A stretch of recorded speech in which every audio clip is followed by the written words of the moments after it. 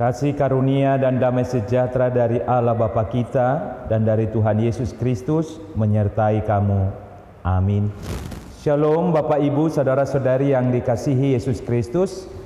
Kebenaran firman Tuhan Allah Bapa bagi kita terkandung dalam kitab Kisah Para Rasul 20 ayat 24. Tetapi aku tidak menghiraukan nyawaku sedikit pun, asal saja aku dapat mencapai garis akhir dan menyelesaikan pelayanan yang ditugaskan oleh Tuhan Yesus kepadaku untuk memberi kesaksian tentang Injil kasih karunia Allah.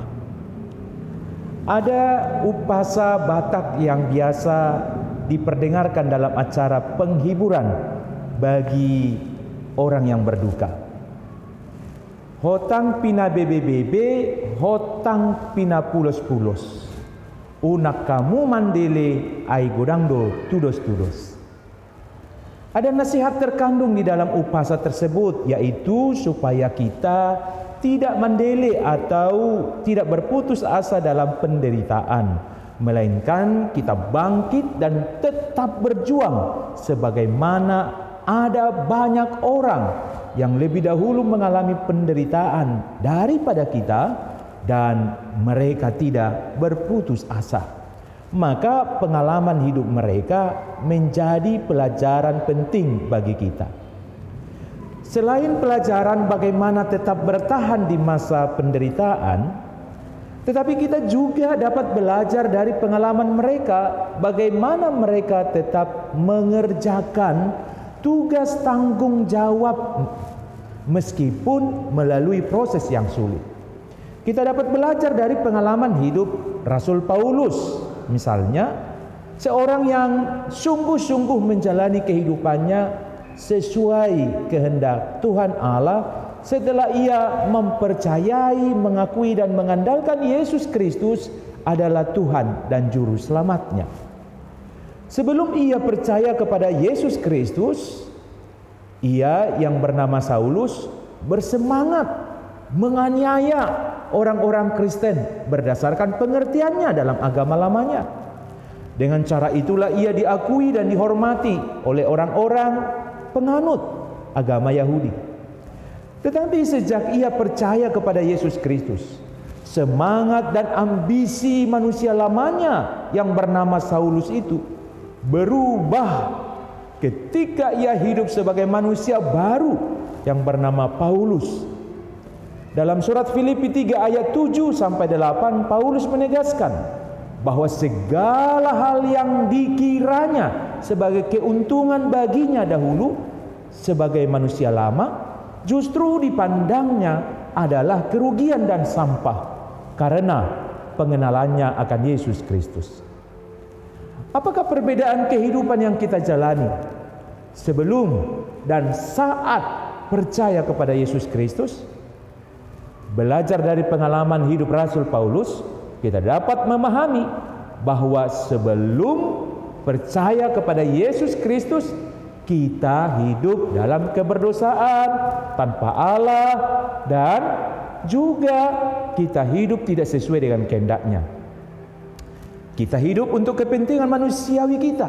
Semangat dan ambisi kita adalah demi mendapatkan pengakuan dan penghormatan manusia pada diri kita.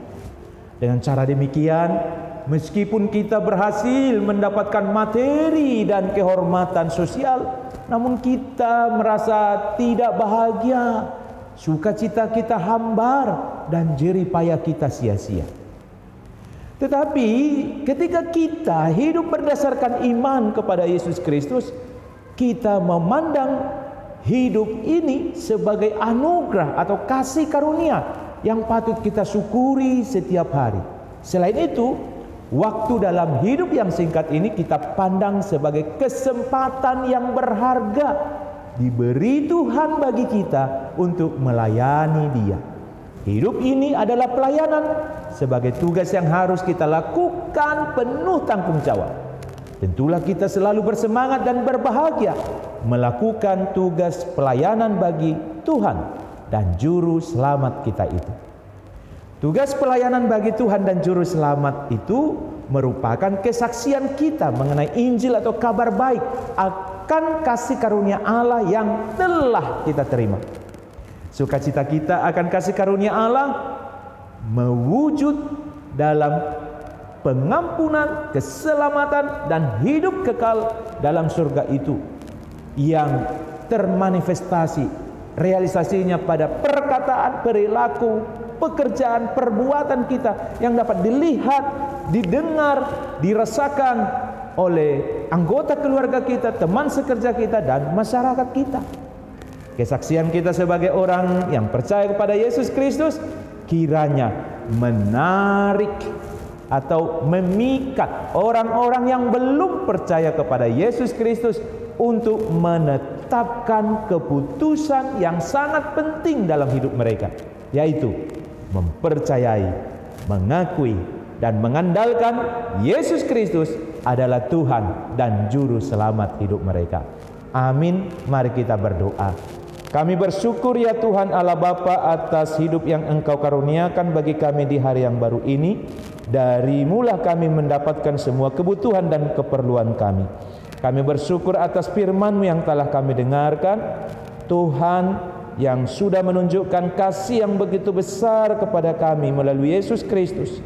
Sehingga ketika kami sungguh-sungguh percaya, mengakui dan mengandalkan Yesus Kristus Tuhan dan Juru Selamat hidup kami ini di dalam perubahan yang Tuhan sudah rancang sejak kami diciptakan, bahwa kami boleh hidup untuk melayani Tuhan di dalam dunia yang singkat ini. Ya Bapa, mampukanlah kami oleh Roh Kudus-Mu untuk senantiasa menyadari, menghayati, dan memandang hidup ini sebagai kesempatan untuk melayani Tuhan di tengah keluarga kami, di tempat kerja kami, dan di tengah masyarakat kami. Pakailah kami ya Bapa untuk boleh membawa kasih-Mu dan berkat-Mu kepada orang-orang yang Engkau kehendaki. Berkati masyarakat kami, berkati negara kami ini, supaya terjadi kehidupan yang baik, sejahtera, damai, dan rukun. Berkatilah juga anggota keluarga kami, kerabat kami, semuanya boleh menikmati kebaikan Tuhan. Dalam Yesus Kristus kami memohon dan bersyukur kepadamu. Amin.